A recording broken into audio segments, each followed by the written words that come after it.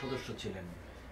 তো ওই সময় পঞ্চবার্ষিক একটি পরিকল্পনা দেওয়া হয়েছিল, সেই পরিকল্পনা যে দেওয়া হলো সেখানে আপনারা কাজ করেছেন। তো ওই পরিকল্পনায় বঙ্গবন্ধুর সময় তার সরকারের এবং তার যে নেতৃত্বের, এটি যদি একটু মূল্যায়ন করেন আপনি। ঠিক আছে, আপনি স্পেসিফিকলি প্রশ্ন করবেন তো? হ্যাঁ, প্রশ্নটা এটা যে তার এই নেতৃত্বের এবং পঞ্চবার্ষিক পরিকল্পনা আসলে মানে কোন কোন বিষয়গুলো আপনারা ফোকাস করেছিলেন ওই সময়? আমার তো পরিকল্পনা হয়েছে, তো অরিজিনালি তো কোথাও কোনো এক্সপেক্ট করে নাই কি অত শিগগিরই একটা 5-year প্ল্যান বাইর করা যাবে।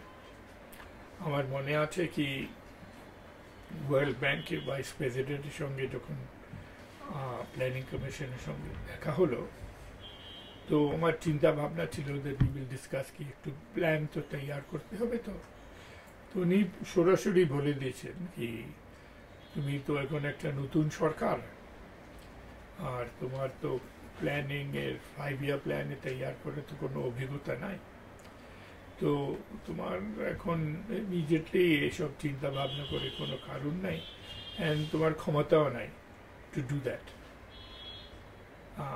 তো তুমি যে করছো যে করতে থাকো এখানে, বাট ডোন্ট ডু দিস। তো আমার যে মেম্বার ছিলেন এইটা ব্যাপার নিয়ে উই ডিসকাসড ইট, বলে কি এটা তো আমার জন্য একটা চ্যালেঞ্জের মতন হয়ে যাচ্ছে কি মনে করছেন পাকিস্তানের সঙ্গে অত বছর কাজ করেছে, এইসব পাকিস্তানের পলিসির উপরে অত শাসন করেছে, এখন বলছে that we are incapable of preparing a plan. So we said that we will accept this challenge, but এটা তো একটা বড় চ্যালেঞ্জ হবে, তো তারপরে এটা নিয়ে বঙ্গবন্ধু আর তাজউদ্দিনের সঙ্গে বসতে হবে। তো তাজউদ্দিন সাহেব তো এই সময় he was Minister of Finance. Bangabandhu was, by then he was then not the chairman of the Planning Commission. Also, Tajuddin was both Minister for Planning and Minister for Finance and Chairman of Planning Commission.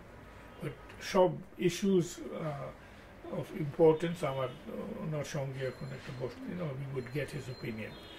তো বলেছে কি then should we take up the challenge? এটা তো বলছে we would like to take it up. আমার তো এটা উদ্দেশ্য আছে to show that আমার একটা নতুন দেশ, we got this commitment কি immediately এখন we want to put a plan together. তো Bangabandhu said yes, I would want you to take up this challenge and you go ahead, you will have my full support. এখন মূল কথা ছিল ওই সময় that our challenge was to do it quickly, because এক সময় তো একটা নতুন দেশ যখন হয় তো নর্মালি একটা প্রক্রিয়ার মধ্যে দেশ আসে।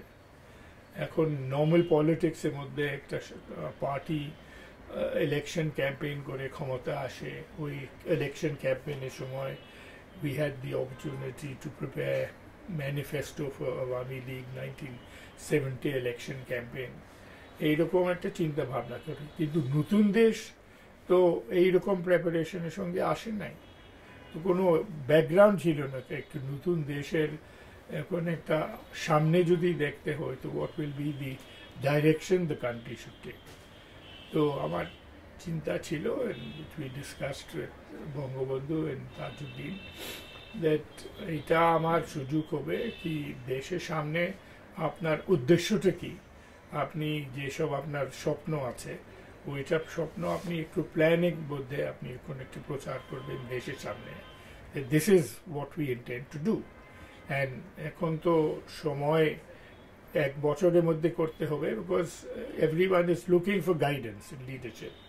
আমার নর্মাল সুযোগ ছিল না কি এইটা প্রক্রিয়া নিয়ে আমি 3-4 বছর চিন্তা ভাবনা করে একটু প্রচার করবো এখানে, বিকজ এইটা তো সব তো ফাঁকা ছিল ওই সময়।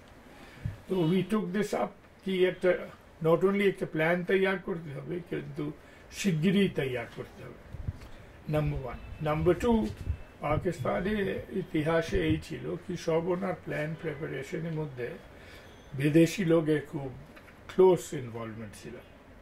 একটা তো ওয়ার্ল্ড ব্যাংকের পলিসি ইনফ্লুয়েন্স ছিল, তারপর ওই আমেরিকান অ্যাডভাইজার্স প্ল্যানিং কমিশনের সঙ্গে খুব গভীরভাবে যুক্ত ছিলেন, একটা হার্ভার্ড অ্যাডভাইজারি গ্রুপ যুক্ত ছিল ওইখানে at all levels of high good quality people who are engaged in helping in the preparation of plan and policy.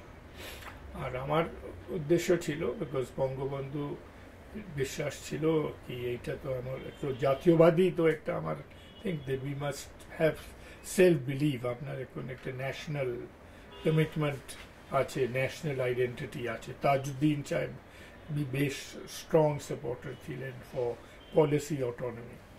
তো এই যে আমার করতে হবে plan, we will do it, বাইরে থেকে আমি লোককে ব্যবহার করবো না।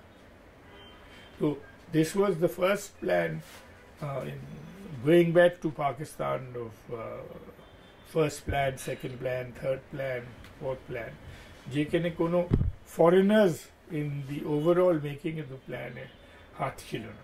এইটা কি মানে আপনারা বললেন যে ফরেন কোনো হাত থাকবে না, নাকি বঙ্গবন্ধু বললেন যে না, আমার তো সব তো এটা তো টু সে কি ফরেনারের হাত থাকবে না এখানে, তো এটা তো কনসালটেশনের মধ্যে লাগবে। তো So his view was that yes, we will go without getting foreign influence in the plan. এটা ওনার একটা স্ট্রং বিশ্বাস ছিল, মানে এটা তাজউদ্দিন সাহেবের বিশ্বাস ছিল, and this was also what we believed. আমার যদি অন্য দৃষ্টির লোক হতো তো we would have said না, এরকম তো হবে না, বেটার কি আপনি কয়েক ফরেনারকে নিয়ে আসেন এখানে, নানা রকম সুবিধা হতো। But we also shared this view.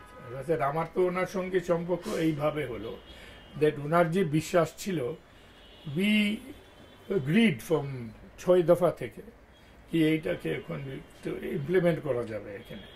We did not agree with him, তারপর তো ওনার সঙ্গে একটা অন্য সম্পর্ক হতো, এবং we would not been there in the first place.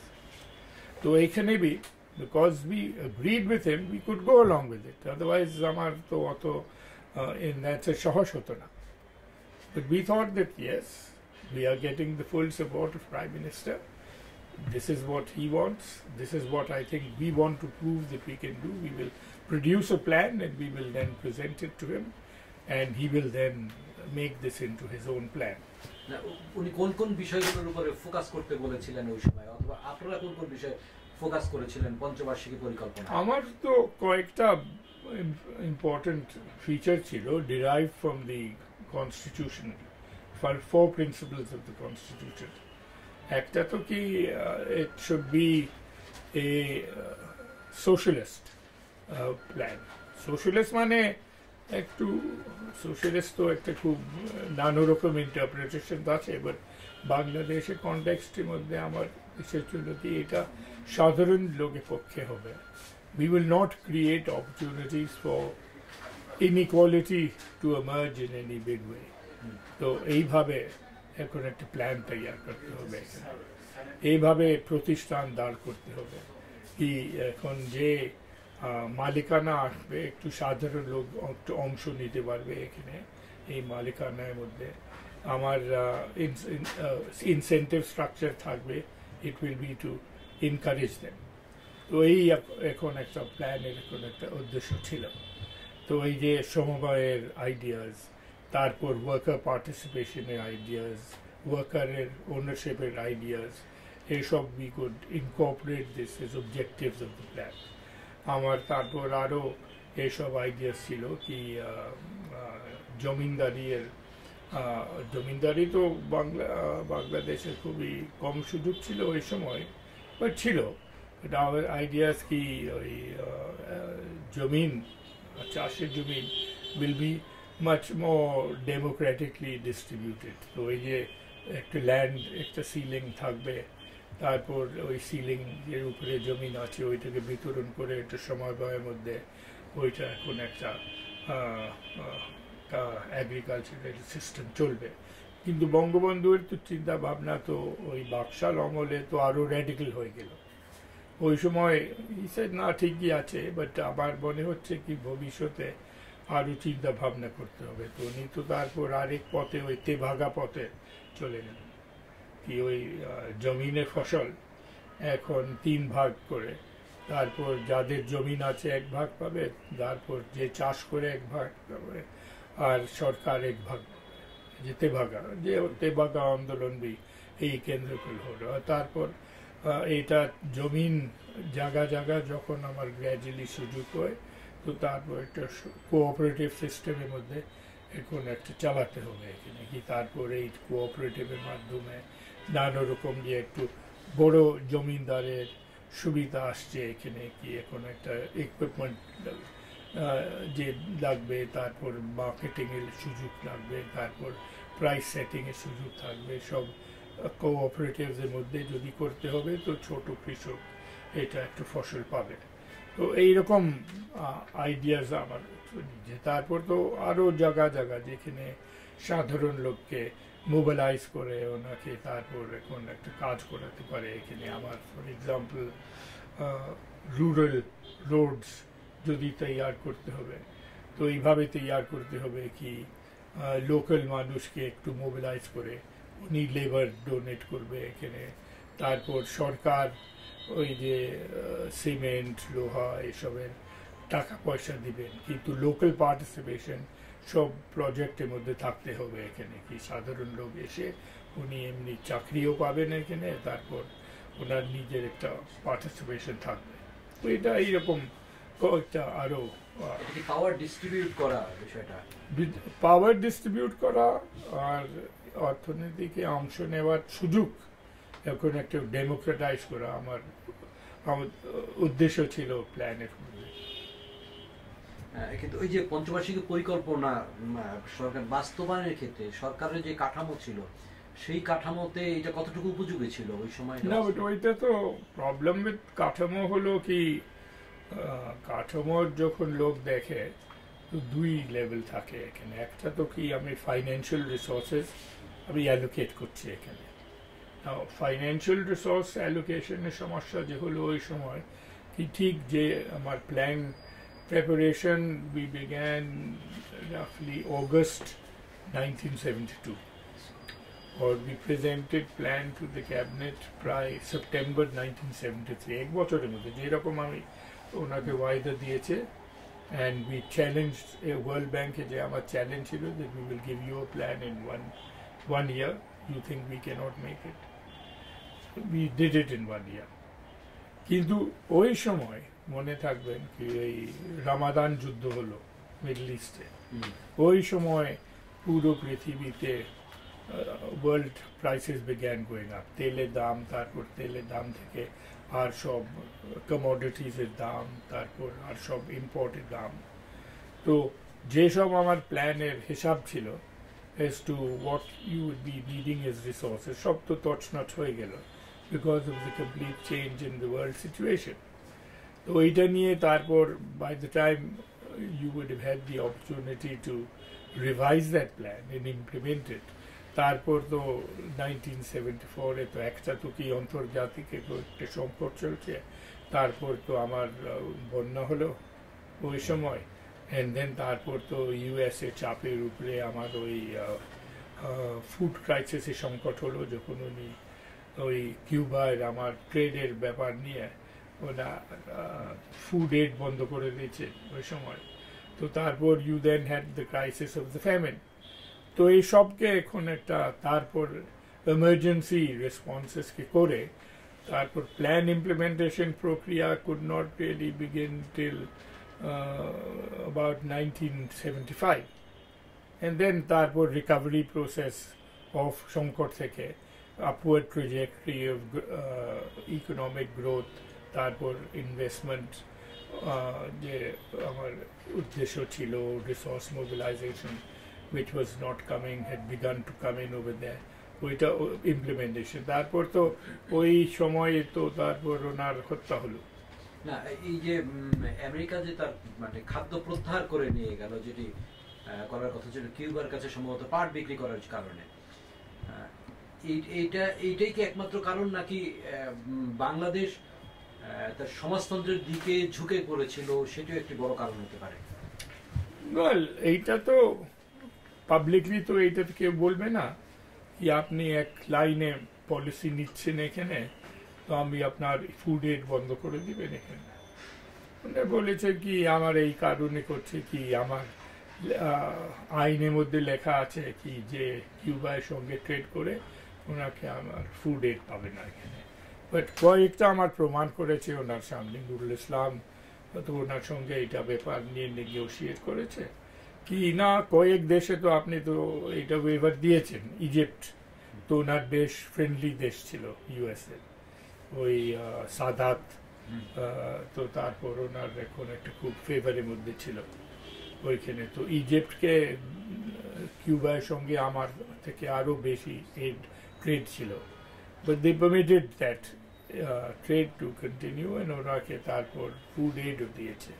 আমার বলেছি কি ওইটা কেন্দ্র করে আমাকে আপনি একটু ওয়েভার করে দেন, আমার তো অবস্থা তো আরো খারাপ, এখন তো বন্যার সংকট চলছে এখানে, আর আরো তো আমার আরো রিকভারি ফেজ তো পুরো যুদ্ধ থেকে পুরো হয়নি এখানে।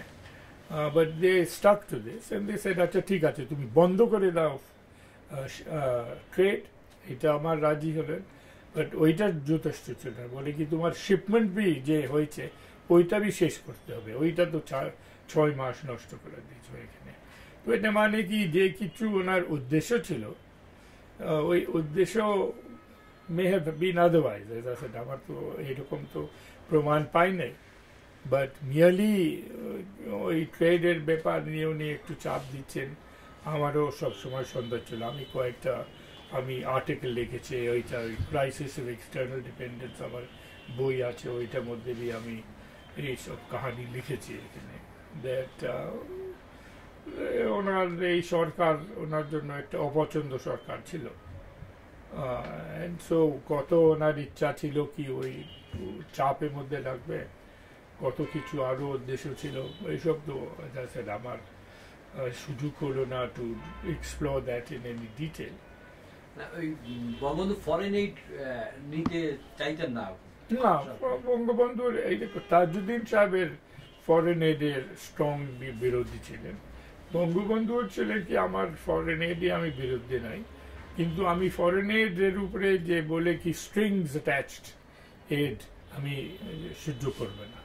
এই যে পাকিস্তান আমলে অনেক আমেরিকান এড নিয়ে, অনেক ওয়ার্ল্ড ব্যাংক এড নিয়ে আমেরিকার বেশ শাসন ছিল, আর ওয়ার্ল্ড ব্যাংকের অত আমার পলিসির উপরে চাপ ছিল, এইটা আমার গ্রহণযোগ্য নয়।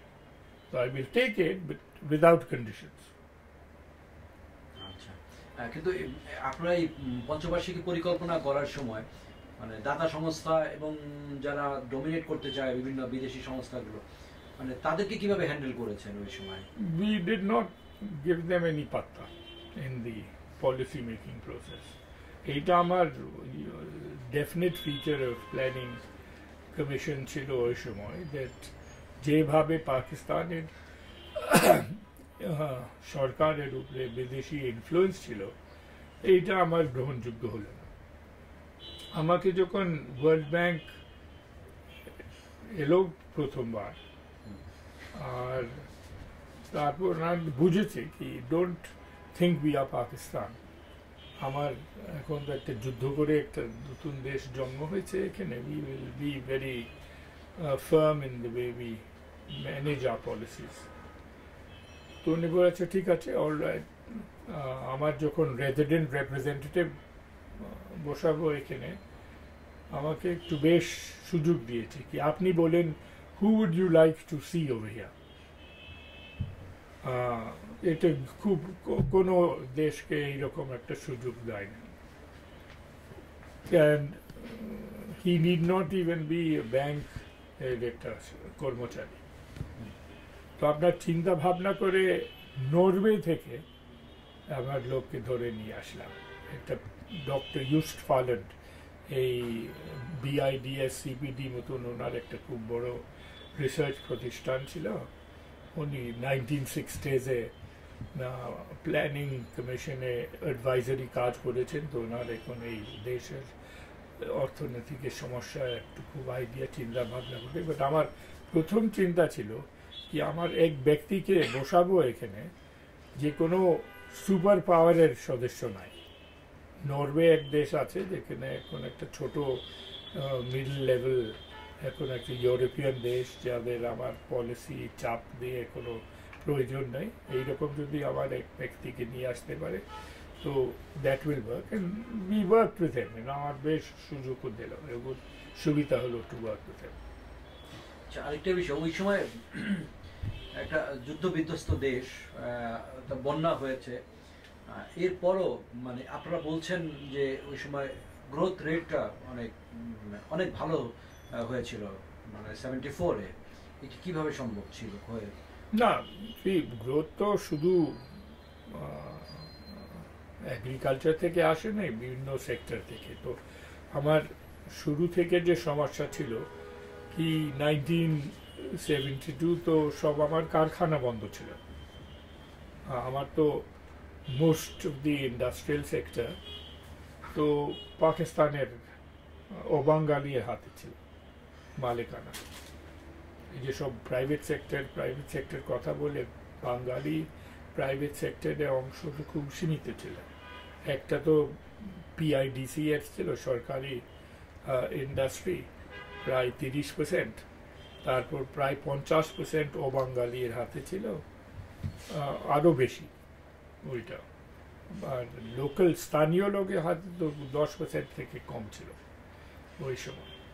তো এই যে সব ফাঁক হয়ে গেছে এখানে, বড় বড় কারখানা, আদমজি, ভবানী, এসব আমিন জুট মিলস, তারপর আমার ওই সময় দাউদের ক্ষমতার মধ্যে কর্ণফুলি পেপার মিল, সবই তো বন্ধ।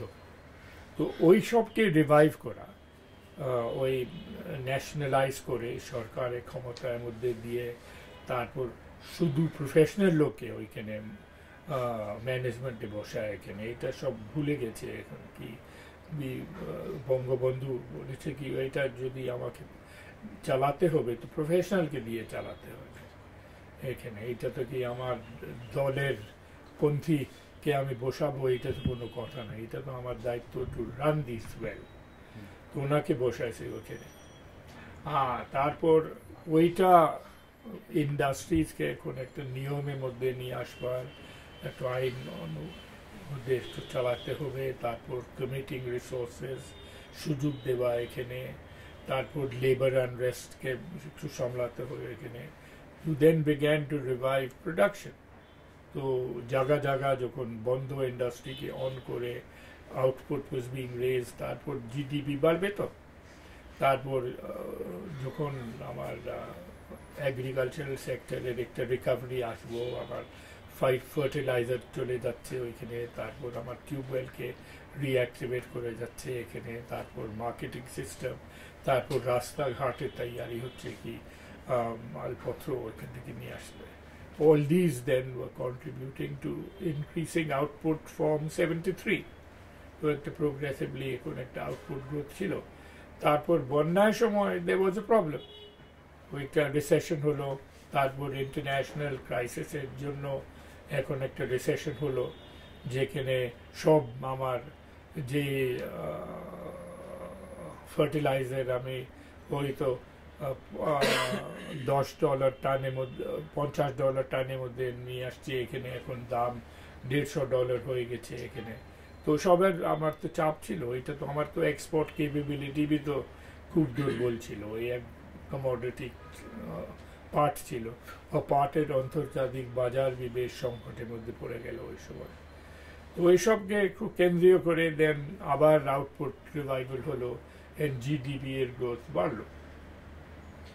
বঙ্গবন্ধু সব শিল্প প্রতিষ্ঠান জাতীয়করণ করেছিলেন, সেটা কি সুফল পাওয়া গেছিল নাকি সেটা সব জাতীয়করণ মানে কি, মোস্ট অফ দ্য জাতীয়করণ তো ও বাঙালির ইন্ডাস্ট্রিজ। হ্যাঁ, আর আমার পলিসি ছিল কি, বড় যে সব আছে ওইটা জাতীয়করণ হবে, ছোটখাটো যে আছে আমার এখন প্রাইভেট সেক্টরে হাতে দিব, বিকজ ওইটা প্রাইভেট সেক্টর তো খুব দুর্বল ছিল ওই সময়। আমার তো কোনো একে খান সাহেব ছাড়া তো আর তো কোনো এইরকম একটা আজকালের মতন যেভাবে এখন একটা নতুন শ্রেণী উঠে আসছে, ওই সময় তো এইরকম তো কেউ ছিল না। সমস্ত যেসব ইন্ডাস্ট্রিজ নিয়েছে ওইটা 1960s সরকারি ঋণ নিয়ে, সরকারি সমর্থন নিয়ে। they were first generation industrialists. তো ওই সময় তারপর সরকারে ক্ষমতা নিয়েছে, অ্যান্ড সমস্ত টপ লেভেল ম্যানেজমেন্ট তো সব সরকারি কর্মচারী ছিলেন ওই সময়। তো এইটা নিয়ে you began to revive it. First তো এখন একটা ফাঁক ছিল, দেন যখন ওনার সব একটু নিয়ন্ত্রণের মধ্যে নিয়ে আসছে, এখন একটা আইন শৃঙ্খলা ফেরত আসছে ওইখানে, নানা রকম, তারপর এই ঋণের সমস্যা, আমার র মেটেরিয়াল ইনভেন্টরি এর সমস্যাকে কারেক্ট করে উনি তারপর এখন একটা কাজ শুরু হচ্ছে স্পেয়ার পার্টস নিয়ে, যখন নষ্ট মেশিনারিকে রিপেয়ার করে, then output began going up in every sector. আচ্ছা, এখন আমাদের পঞ্চবার্ষিক পরিকল্পনা তো এরপর আরো হয়েছে, এটাতে আপনারা ফার্স্ট শুরু করেছিলেন, কিন্তু দেখা যেত ওই সময় পঞ্চবার্ষিকী পরিকল্পনা আর বর্তমান পঞ্চবার্ষিক পরিকল্পনা মনে হয় তো অনেকটা মানে পুঁজি নেতৃত্বের একটা গুণাবলী বিষয় থাকে, এবং পুঁজিবাদদের সহায়ক হয় পঞ্চবার্ষিক পরিকল্পনায়। ওই সময় কি ওই রকম কোনো ছিল কিনা? না, আমি তো শুরু থেকে বলেছি কি ওই পরিকল্পনার উদ্দেশ্য ছিল কি আমার দৃষ্টি দেখাতে হবে দেশের সামনে, কি কোন পথে আমার অর্থনীতিকে ও দেশকে আবার নিয়ে যেতে চাই। এইটা সামনে দৃষ্টি থাকে, তারপর ওইটা দৃষ্টির পিছনে রিসোর্স সিচুয়েশন ইমপ্রুভ, আন্তর্জাতিক আমার অবস্থার এখন একটা উন্নতি হবে এখানে, তারপর resource commitments could be mobilise. ওই যে আজকাল তো প্ল্যানের যখন তৈয়ার হয় আর বাজেট তৈয়ার হয়, তো রিসোর্সেস তো খুব ইম্পর্টেন্ট ফ্যাক্টর। ওই সময় তো এইরকম একটা ফার্ম রিসোর্সের কেন্দ্র করে এখন একটা প্ল্যান ঠিক করা তত সম্ভব ছিল না।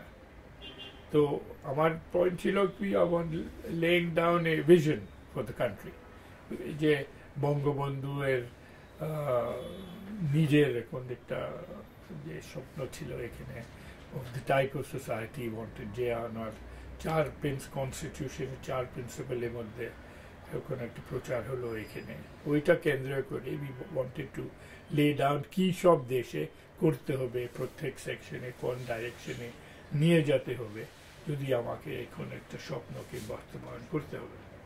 উনি 4টি মূল নীতি যেটার উপরে বাংলাদেশ চলবে সেটি ঘোষণা করেছিলেন এবং সংবিধানে সেটি অন্তর্ভুক্ত করেছিলেন: জাতীয়তাবাদ, গণতন্ত্র, সমাজতন্ত্র, ধর্ম নিরপেক্ষতা। এটি একটু মূল্যায়ন করবেন, আর সেটার সাথে বলবেন যে গণতন্ত্র আর সমাজতন্ত্র এই দুইটার মিশেলে উনি আসলে কি করতে চেয়েছিলেন, এবং মানে সেটার আউটপুটটা কি চেয়েছিলেন। না, আউটপুট তো এই ছিল কি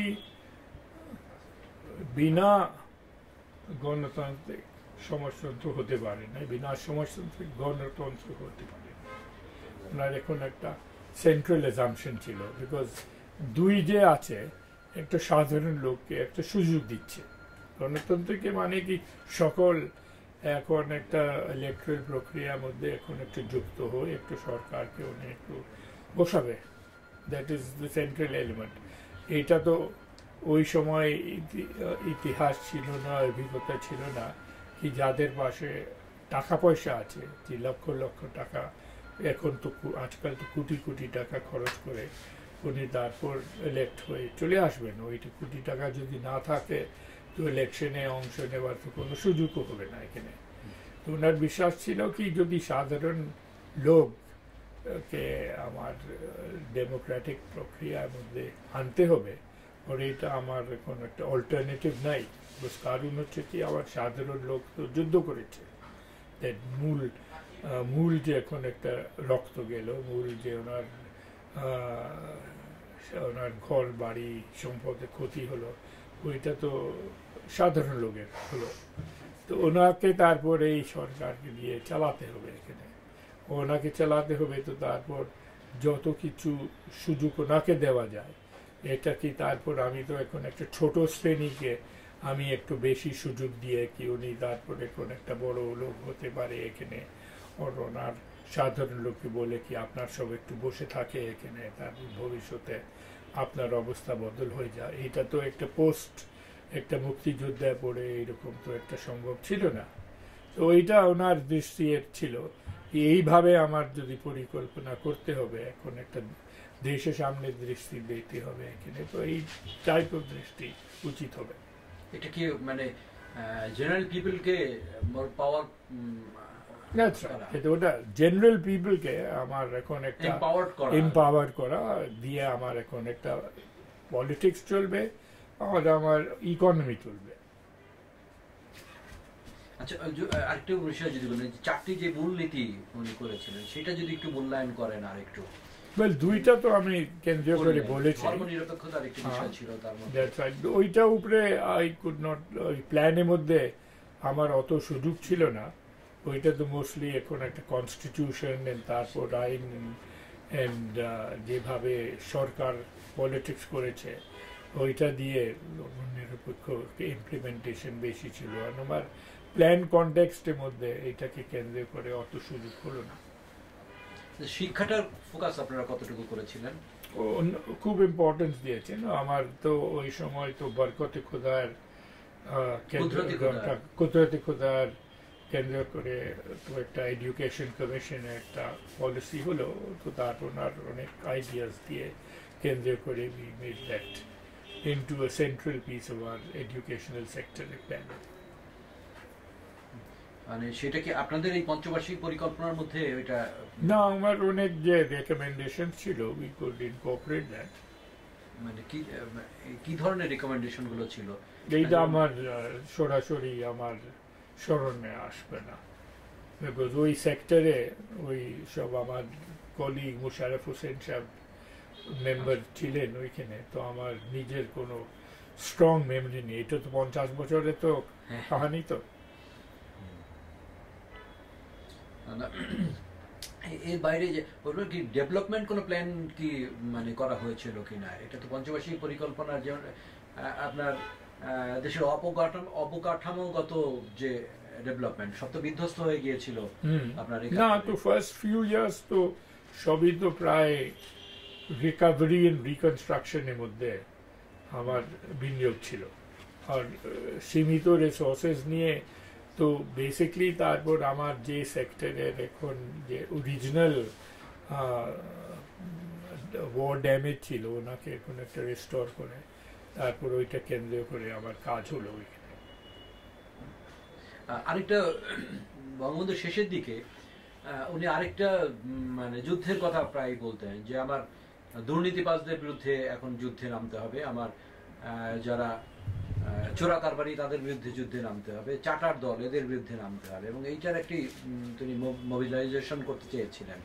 এটা কেন ওই সময় কি এটা খুব বিস্তার? নো, বিকজ যখন যেই সমাজ যেই প্রক্রিয়ার মধ্যে শর্টেজেস হয়, তো তারপর শর্টেজেসকে বিতরণ কেমন করা যাবে এখানে একটা খুব কঠিন ব্যাপার, আর একটা খুব পলিটিক্যাল ব্যাপার। How do you share scarcity? তো আমার কয়েকটা প্ল্যানের মধ্যে এখন একটা সাজেশন ছিল, কিন্তু ওই সিস্টেমের মধ্যে তো ওই যে মিডলম্যানের রাজস্ব থাকে, তো যাদের পলিটিক্যাল ইনফ্লুয়েন্স থাকবে ওইখানে, তারপর উনি অ্যালোকেশন নিবে, ওনার পারমিট নিবে, ওনার যখন পারমিটের সিস্টেমের মধ্যে। তো আমার প্ল্যানের মধ্যে অনেক কিছু চিন্তা ভাবনা ছিল about marketing mechanism, pricing mechanism, how to make sure কি এখন কয়েক প্রিভিলেজ লোক এইটা মিডলম্যানের হিসাব দিয়ে ওনার ফসল উনি নিয়ে ওনার নিজের সুযোগের ব্যবহার হবে না এখানে। তো এইটা আমার ইন্সপিরেশন নিশ্চয়ই বঙ্গবন্ধু ছিলেন, ওনারও বিশ্বাস ছিলেন কি এটা তো আমি তো দেখছি কি অত সাধারণ লোক কষ্ট আছে, কিন্তু জায়গা জায়গা আমি দেখছি কি বর্তমানিক লোক এখন একটা সুযোগ নিয়ে এখন একটা ক্রিম খেয়ে নিচ্ছে এখানে, এইটা তো আমার জন্য গ্রহণযোগ্য নাই। তো whatever ideas we would present to him, ওনার তো বলছে কি তুমি আমার টেবিলের উপরে দাও, এইটা তারপর দিয়ে he would be very supportive of this. Then তারপর তো বাকশালের মধ্যে তো he then develop this ideas further. But ওইটা তো সুযোগ হলো না কেউ না কেউ এটা কিছু বাস্তবায়ন করে। মানে উৎপাদনটা যে মধ্যশতভোগীরা যেন তার মূল লাভটা না নিয়ে নেয়, এই ধরনের একটা ফোকাস তো এইটা সমবায় মানে তো এই কারণে সমবায়ের কি করে এখানে কি প্রডিউসার এন্ড কনজিউমারের যে এখন একটা ফাঁক আছে যে মিডল ম্যান দখল করে উনি তারপর উনি সর খেয়ে নেয়, ওইটাকে এখন প্রোটেক্ট করার জন্য ইউ ক্রিয়েট দ্য কোঅপারেটিভ, কি যে উৎপাদন করে এখানে তারপর উনি তারপর আমার আউটপুটকে প্রক্রিয়া প্রসেস করে তারপর উনি বাজারে নিয়ে যাবেন ও ফসল উনি খাবেন এখানে। আর যদি আমার দামের একটা নিয়ন্ত্রণে সাবসিডি করতে হবে এখানে, তো তারপর ওই সাবসিডি ফসল সাধারণ লোক পাবে এখানে। তো এইটা সমবায়ের এখন একটা উদ্দেশ্য হয়। তো ওনার জন্য এইটা খুবই গুরুত্বপূর্ণ প্রতিষ্ঠান ছিল। অ্যান্ড আমার প্ল্যানের মধ্যে আলোচনা হলো এটা ব্যাপার নিয়ে জায়গা জায়গা, তারপর ওনার ডিটেল ওই বাকশালে প্রক্রিয়ার মধ্যে he then had other ideas on the subject. সেই ওই ব্যবস্থাটা কি মানে এখনো কি এই অবস্থায় কি উপযোগী কি মনে হয় আপনার? না, এখন তো সবকিছু বাজারের উপরে চলে, তো তারপর তো জায়গা জায়গা তো যখন বাজার ইমপারফেক্টলি চলে অনেক সময়, অনেক জায়গা তো ইমপারফেক্টলি বাজার চলে, তো এটা তো খাতার মধ্যে যে লেখা যায় পারফেক্ট কম্পিটিশন, এইটা তো হয় নাই। তো তো তারপর ওই সিন্ডিকেট এসবের যে নাম শোনা যায় এখানে, এই জায়গা জায়গা উনি নানা রকম বাজারে কমোডিটিসকে এখন কয়েকটা সিন্ডিকেট ধরে তারপর ওই সাপ্লাই অ্যান্ড দাম ওনার একটু নিয়ন্ত্রণের মধ্যে নিয়ে কি উনি ফসল নিতে পারে, ওইটা চলবে। তো এইটা আনইকুয়াল সিস্টেম, যেখানে ধনী লোকের এখন একটা বেশি চাপ থাকবে, বেশি সুযোগ থাকবে, they will then take advantage of this process. মানে ধনী লোকের জন্য চাপ এবং তার প্রভাবটা যেন না থাকে, সেই কারণেই তো উনি মনে হয় কোঅপারেটিভ সিস্টেম। এই তো বলছে কি that is what was his original idea. উনি বেশ বিশ্বাসী ছিলেন। আমার যখন 5 ইয়ার প্ল্যান, আমার ম্যানিফেস্টো যখন তৈরি করেছে ওনার জন্য 1970-তে, ওইটার সময় থেকে we were talking about cooperative. আপনি ওই যে ওনার ম্যানিফেস্টো আওয়ামী লীগের যেটা করেছিলেন সেটার সাথে আপনি ওতপ্রোতভাবে জড়িত ছিলেন? আমার মেইন ড্রাফটম্যান ছিলেন ওই কামাল সাহেব, আমি প্রফেসর নুরুল ইসলাম। ফ্রি এডুকেশনের কথাও তখন বলেছিলেন? হ্যাঁ, অফকোর্স ওইটা একটু সেন্ট্রাল একটা এলিমেন্ট ছিল আমার।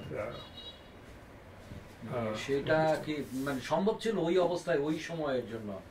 না, সম্ভব তো ছিল, বাট ওই সময় you were giving free education. आजकल भी you are giving in theory. Practice तो হচ্ছে কি education এর যে দিচ্ছে কোয়ালিটি এর অভাব, because ওইটা না কোয়ালিটি ফ্রি এডুকেশন দেওয়ার জন্য তো অনেক সরকারি রিসোর্সেস লাগবে, এন্ড তারপর সরকারের প্রতিষ্ঠানের ম্যানেজমেন্টের খুব ইম্পর্টেন্ট ব্যাপার চলে, গভর্নেন্স যে বলা যায় এখানে, সুশাসন, গুড গভর্নেন্স লাগবে এখানে, কি তারপর প্রতিষ্ঠানকে ঠিক করে চলতে পারে, অ্যাকাউন্টেবিলিটি ভালো থাকবে এখানে, তারপর ফেসিলিটিস থাকবে, টিচারের বেতন থাকবে।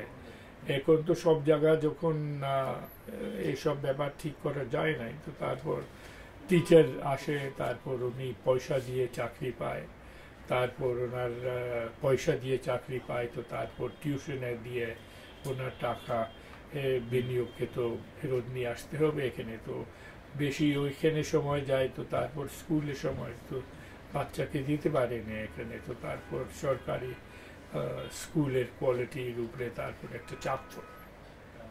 আর এখন তো অনেক প্রাইভেট স্কুল এসব হয়ে গেছে সব জায়গা, আর তারপর ওই সরকার প্রাইভেট স্কুলকে বেশ সাহায্য করছে এখানে। তো সরকারি স্কুলের এইরকম একটা পিওর ফ্রি এডুকেশন দেওয়ার একটা সুযোগ এখন একটা খুব কমে গেছে। না, আপনারা যে ম্যানিফেস্টোতে যেটা তৈরি করেছিলেন বঙ্গবন্ধু, এটা রেডিওতে ভাষণে বললেন পুরোটা, তো সুষম সম্পদের সুষম বন্টনের কথা বলা আছে, ফ্রি এডুকেশন এবং আরো কত ন্যায় বিচারের কথা বলা ছিল, সেখানে অনেকগুলো ছিল। সেগুলো তো বাংলাদেশের এই প্রায় 50 বছরও কিন্তু এখনো পর্যন্ত ওই ম্যানিফেস্টো কিন্তু বাস্তবায়ন হয় নাই বঙ্গবন্ধুর। না, বাট ওইটা ম্যানিফেস্টোর পিছনে তো ফিলসফি বি তো অন্য ছিল। ওইটা তো নয় বেচারে কেন্দ্রে করে একটা ফিলসফি ছিল। কি ধরনের ফিলোসফি ছিল? কি এখন কি আমার এই দেশ তৈয়ার হবে যেখানে একটু বৈষম্য হবে না, এখানে একটু মিনিমাইজ করতে হবে, এখানে সাধারণ লোককে ইনসেন্টিভাইজ করে বেশি সুযোগ দেওয়া যাবে, এখানে প্রোডাকশন প্রসেসের মধ্যে আমার এইরকম একটা সরকার ও সাধারণ লোক এক হয়ে তারপর ওনার এখন একটা বড় এন্টারপ্রাইজ বি উনি এখন একটা চালাতে পারবেন এখানে, এটা সব ওনার চিন্তা ভাবনা ছিল। এখন তো সব তো পুরোপুরি এখন একটা বাজারের মধ্যে চলে গেছে, তো তো তারপর ওই ফিলসফি তো আর তো নাই। এটা এটা লোক মনে করতে পারে কি এইটাও ভালো, এটা ফসলও কিছু হয়েছে এখানে, কিন্তু ওই যে ওই সময়ে যে ওনার উদ্দেশ্য ছিল ওই ফিলসফি, ওইটাকে দেখবার আজকের সঙ্গে তো কোনো মিল নাই। তো কিন্তু আমি এই পর্যন্ত যাতে নাকি কোনটা ভালো কোনটা মন্দ, এখন একটা নতুন সিস্টেম নতুন ফিলসফির উপরে চলছে। নতুন সিস্টেমে চললেও মানে ওই সময় আপনারা যেটাকে ফোকাস করেছিলেন যে কৃষক যেন তার ধানের মূল্য পায়, শ্রমিক যেন তার পায়, কিন্তু সেটি মানে এখনো কিন্তু পাচ্ছে না। কৃষকরা কিন্তু তার যে মূল্য পাচ্ছে না, ওই মধ্যস্বত্ব ভোগীরাই নিয়ে নিচ্ছে, যেটা আপনারা কখনো চান নাই। এবং আপনাদের পঞ্চবার্ষিক পরিকল্পনায় যেটি ছিল যে না, মধ্যস্বত্ব ভোগীরা কোনো ক্রিম খেতে পারবে না, ক্রিম কৃষকরাই খাবে, এই যে আপনাদের একটা ফোকাস ছিল, মানে সেটি তো সম্ভব হয় নাই। বাট এখন এখন যে হচ্ছে কি, এখন নানা রকম অন্য কারণে কৃষক উৎপাদন বাড়াচ্ছে, তো তারপর উনি ক্রিম অন্য লোক খেতে পারে, কিন্তু ওনাকে সর দিয়ে ওনার নিজের এখন একটা উৎপাদনকে ইনক্রিজ করে উনি তো এখন ওনার জীবনে এখন একটা উন্নতি হয়েছে। তো ওনার উন্নতি হয়েছে, পভার্টি কমে গেছে, কিন্তু বৈষম্য বেড়েছে। That has been the central implication. কিন্তু আপনাদের মূল আমার অরিজিনাল উদ্দেশ্য ছিল কি, over a period of time we would have raised the output and productivity by investing in the small farmer, and also সমবায় নিয়ে we would have made sure that সরবি উনি খেতে পারবে এখানে। That would have been the difference. But ওই second phase এর সুযোগ তো সময় হলো না। তো সবকে মনে রাখতে হবে কি, ওইটা ওনার সুযোগ শাসনে খুব কম ছিল, কোয়াইট লিটারালি। যদি ওনাকে হিসাব দেখেন 72, 73 একটা যুদ্ধ রিকভারি প্রক্রিয়ার মধ্যে ছিলেন। তারপর as you are becoming getting into recovery, তারপর আন্তর্জাতিক সংকট, আমার ফ্লাডিং এর সংকট এখানে, তারপর আন্তর্জাতিক পলিটিক্যাল চাপ সব, তারপর যখন ফাইনাল ফেজ অফ রিকভারি শুরু হলো, তো তারপর তো ওনাকে তো হত্যা করে ফেলেছে। অ্যান্ড দ্যাট ফসল, যে কিছু ফসল ছিল অন্য লোক খেয়েছে। না, আপনারা যে নিজস্ব মেধা দিয়ে চিন্তা ভাবনা দিয়ে একটা পঞ্চবার্ষিকী পরিকল্পনা করলেন, সেটা কি ওয়ার্ল্ড ওয়াইড অন্য দাতা সংস্থা এবং তারা কি ভালোভাবে নিল এটা? না, অত ভালো নিল না, বিকজ ওনার তো ওই রকম দৃষ্টি ছিল না ওই সময়। তো ওয়ার্ল্ড ব্যাংক, মোস্টলি তো ওয়ার্ল্ড ব্যাংকের ডোনারের যে এখন একটা দৃষ্টি ছিল কি, আমার বেশিগুলি ওই বাজারের উপরে তুমি ইকোনমি চালাও। ওইটা যেভাবে 1980s এর মধ্যে হলো, ওইটা 70s এ এইরকম টেন্ডেন্সি তো ছিল। পাকিস্তান আমলে তো এইরকম তো সমাজ উনি তৈয়ার করেছে। তো তারপর যখন আমার ওই সমাজ, ওই ইতিহাস থেকে আমি দূর হয়ে আমি একটু অন্য পথে নিয়ে গেলাম, তো this was not going to win any favour from them. But they recognized একটু সম্পর্ক রাখলো, aid কিছু দিয়েছে এবং সেটা খুব মিনিমাম। মিনিমাম, বাট ওই স্ক্যান্ডিনেভিয়ান এসব দেশ কোয়াইট হেল্পফুল। অ্যান্ড সবসময় ওনার সঙ্গে তর্ক বিতর্ক তো এইটা সব ইস্যুজের উপরে ছিল। ওনার তো সবসময় অভিজ্ঞতা ছিল ডেভেলপিং কান্ট্রিজে, বিশেষ পাকিস্তান ওমর থেকে, কি আমার বেস্ট অ্যাডভাইস তুমি নাও, তারপর সব কিছু তুমি পেতে পারো। তুমি আমার অ্যাডভাইসের বিরুদ্ধে যদি চলে যাও তো তারপর সমস্যা থাকবে। তো এটা কয়েক প্রক্রিয়া থেকে they could make their pressure felt. And আমেরিকাকে ওই সবাই খেদা দিয়ে, because they were the in those days main source of food aid, বেশি চাপ ছিল পুরো 60s-এ। তো আমেরিকান ফুড এড তো পাকিস্তানকে জীবিত রাখলো। মানে আরেকটা জিনিস বিভিন্ন সময় স্পিচের মাধ্যমে বলেছেন যে আমাদের দেশে যে সেনাবাহিনী থাকবে সেটা একটা পিপলস আর্মি হবে, আমি একটা পিপলস আর্মি করবো, জনগণের সাথে যার সম্পর্ক থাকবে। না, ওইটাও তো ওনার বিশ্বাস ছিল, but at the end of the day একটু গ্র্যাজুয়ালি এই প্রক্রিয়ার মধ্যে হি মাইট বট ইট। এটা কত সুযোগ ছিল, we could not have any assessment of that, but আমার মনে হয় that it continued as a professional army. People's army তো পুরোপুরি হয় নাই, তো সেটা করা সম্ভব হয় নাই। ঠিক আছে, thank you sir. Thank you. তো এটা কখন? 15ই আগস্টে। 15ই আগস্ট। 15ই আগস্ট। হ্যাঁ, ওকে। আরো কিছু কাজ আছে এটার, আপনার এটার সাথে ওই সময় তার কিছু স্পিচ, বঙ্গবন্ধুর স্পিচ, ওইটার সাথে আমি এই করব, মানে ওনারও তো ওই যে ওনাকে আমি জানি না কি আপনি ওই রওনক জাহানের যে প্রথম আলো এর একটা লেখা দেখেছেন? হ্যাঁ, দেখেছি। হ্যাঁ, তো ওনার যে আসল ফিলসফি উনি খুব ভালো করে ওইখানে ধরেছে। আচ্ছা, হ্যাঁ, ওইটা কি প্রি প্ল্যান যে ওনার চিন্তা ভাবনা ছিল রওনক জাহানের এটা। হ্যাঁ, তো ওইটা তো সব ওনার ডায়েরি থেকে, ওনার জেলের সব পেপারে সব নিয়ে কেন্দ্রীয় করে উনি আসলে ওনার কি চিন্তা ভাবনা ছিল। তো we got that when then we were making policy, but ওই সময় তো he was ওনার সব নিজের সব যে চিন্তা ভাবনা ছিল, নিজের দর্শন ছিল, এটা খুব ভালো করে উনি একটু বের করেছে। You should reread that. ওনার মূল ছিল, চিন্তা ভাবনা ছিল সাধারণ মানুষকে নিয়ে। ওইটা বিকজ উনি নিজের মনে করছে কি আমি সাধারণ মানুষ। ওইটা তো বিকজ সমস্ত তো ওনার পার্টি বিল্ডিং এর ইতিহাস ছিল সাধারণ মানুষের সঙ্গে। তুমি যদি ওনার ডায়েরি সব দেখো, ওনার তো পার্টি বিল্ডিং কেমন হয়েছে এখানে। উনি তো নিজের হেঁটে গ্রামে হেঁটে গেছে, রিক্সার উপরে, থার্ড ক্লাস কম্পার্টমেন্টে বাস দিয়ে। আজকাল তো কেউ 10 মিটার এয়ার কন্ডিশন এসইউভি না ব্যবহার করে যেতে পারে নাই। তো তারপর এইভাবে যখন একটা পার্টি বিল্ডিং হবে তো আর একটা পার্টির তৈরি হবে।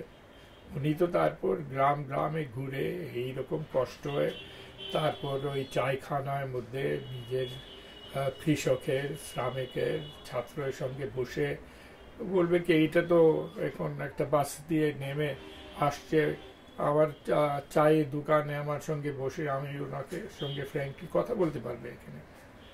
তো এইভাবে তো ওনার একটা দৃষ্টি হলো। ওনার জেল ডায়েরি যদি দেখে এখানে, তো সবসময় সাধারণ লোকে কি সমস্যা হচ্ছে না হচ্ছে সবসময় তো ওনার ডায়েরি এর বাইরে থেকে জেলে বসে ওনার এখন একটা রিকারেন্ট চিন্তা ভাবনা চলছে। তো এটা খুব ইম্পর্টেন্ট ব্যাপার এখানে, কি অনেক লোক চিন্তা করে কি তারপর উনি প্রাইম মিনিস্টার হয়ে তারপর এইরকম আইডিয়া যেসব ছিল, বাট ওইটা তো সব ওনার অভিজ্ঞতা থেকে ওনার এখন ফিলসফি জন্ম হলো। Thank you sir. Fiction sir, এটা আমাদের ডোকো ফিকশন স্যার বেসিক্যালি। এটা আপনি একটু ফুটেজ লাগবে স্যার, আপনার একটু ফুটেজ লাগবে স্যার আপনার। ফুটেজ জি স্যার, একটু হাঁটা, আপনি একটু একটু sir activity, sir. Some sort of your activities. এইসব দেখতে পারেন? এই তো না, আমার ডেস্ক তো কত সমস্যার মধ্যে আমি